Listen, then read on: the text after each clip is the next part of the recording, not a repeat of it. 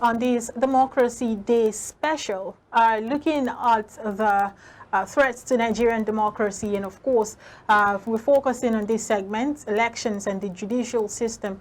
The role of the judiciary in Nigeria has become very important as it gets different guidelines for smooth and legitimate functioning of various government and non-governmental sectors.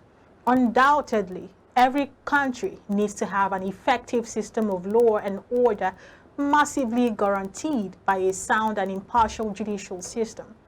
Without the right judiciary, no country would be at peace. Furthermore, the power of judicial review ensures that the rights and interests of the people of Nigeria cannot be set aside by either the legislature or the executive. Meanwhile, the importance of the court's interventions in election matters is to foster democratic culture and strengthen the confidence of the people in the democratic process. However, as long as we insist on reducing our courts to vote counting stations that receive myriads of election petitions, this democracy will either destroy the judiciary or corrupt the judiciary to eventually destroy the prospects of democracy. Certainly, Nigeria requires a fearless and incorruptible judiciary that will be the counteracting force against electoral fraud and corrupt politics. Let's talk further on elections and the judicial system as we celebrate 24 years of uninterrupted democracy in Nigeria. And joining us in the discussion is Prince Adeniji. You're very welcome, sir. Good morning. Thank you. Good morning. All right, we're looking at, the place of the judicial system in the democracy of a nation. How will you evaluate the performance of judges in Nigeria? Well, what I meant is different, but just give me a time to talk about June 12th first. Okay, feel free. And we'll come back to the judiciary because it's part and parcel of what we are talking about, democracy and the rule of law.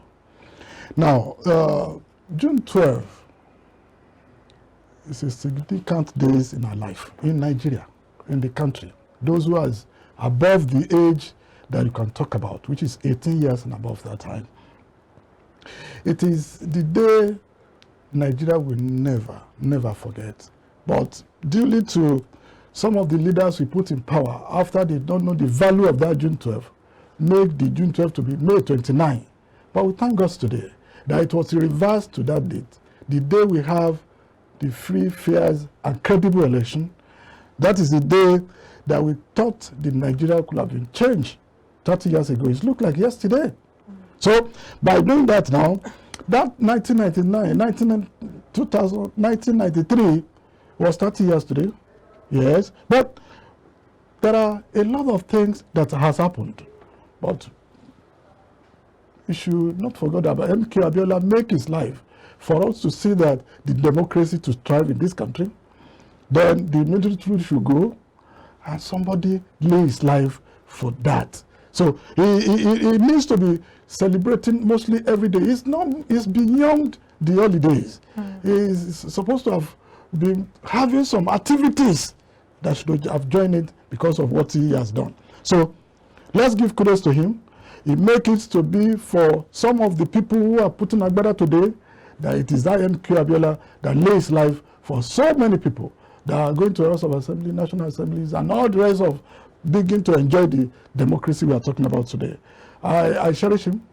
Somebody can lay his life for a certain thing that can make Nigeria to go forward. Now, as it is now, concerning the judiciary, in 1993, if you look at it, there are a lot of things that are common with 1993 and 2023 election. Okay, when I will now look at the principles of those who contest election, 1993 and 2023, a lot of things are so common that time. M.K. Abiola is an accountant. Okay, then Bola Ahmed Tinubu is also an accountant. Those two things are common. That time, 1993 and 2023, Muslim ticket. The M.K. Abiola put the Kengime as Muslim ticket, while the M.K. Abiola Tinubu also put Sherima as. So you see the contenders. Also, at that time, what made us to cherish MK Abiola was that he's a philanthropist. And don't forget also that Tinubu also is a philanthropist too. He has done so many. So by the election we have this 2023 and 1993, MK Abiola has 80 million plus. Likewise, the Tinubu also have 80 million plus. So that time, what will be in our mind was that Hope 93. So they came back now today to renew hope to us. So the significant things that come on in 1993 it now features in 2023 too. That time, what different then was that in 1993 they did not go to court. The tribunal was not set up. But in 2023 the tribunal was set up, they went to court. So those are the things that is really little bit more differ in it. And the most important thing was that MK Abiola lose Lagos. 1993. He even lose his own local government, he kept the local government. In 1993. But today also, Tinubu also lose Lagos. Also lose his own local government, which is Ikeja local government. You see what's content that common in 1993 and 2023. So, but today, your question of the judiciary, that is the last hope for either human being. You have money, you do not have money, you are political, you are not political. That is the place where we should lay our head and know that I should receive a justice here. So the justice is what we are looking for, not violence. But today, we have seen the way they are trailing our laws today. The constitutions of Nigeria, the way they are trailing in, using it as the Bible, even the way they are treating us. So some son we came off and said, okay, look at what Ms. Femi Falana said this morning, which is true.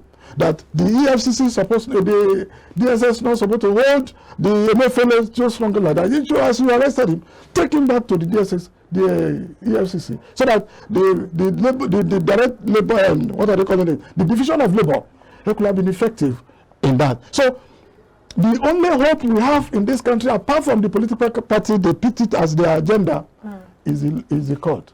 Because we're focusing on threats to Nigerian democracy, and the judiciary is a very important part of the Nigerian democracy. We've had issues or situations in the past where court orders are not obeyed, and nothing is done about it. And judiciary is supposed to be an independent institution.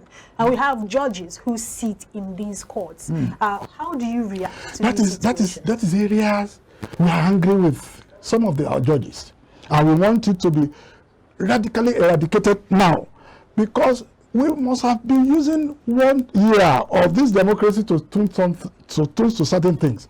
One, we were saying that the democracy of this June 12th should eradicate the what are they calling it? This religionistic that they put into Nigeria. That if this one is a Christian, this one must be Muslim. It should be eradicated. We don't need it. Oh, so if I'm not following Muslim, I'm not following, I cannot become anything in this country. Or is not what that's what I was saying? So what we are now saying is that the ethnicity also need to be eradicated in this country. Then some of those people who are getting out of the judgment that they did not obey the judgment of the court orders, the court orders. They wanted to cause anarchy. That there should be a precedent for those people who feel not to. If court has made a pronouncement, and it needs to be followed immediately. So there are certain things that you see. I think things will change now.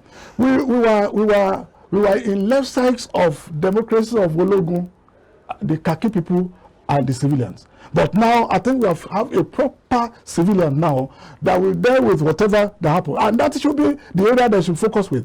When there's any judgment of the court, they should obey it. And we can see what happened when the cashless was around. So we'll see what happened.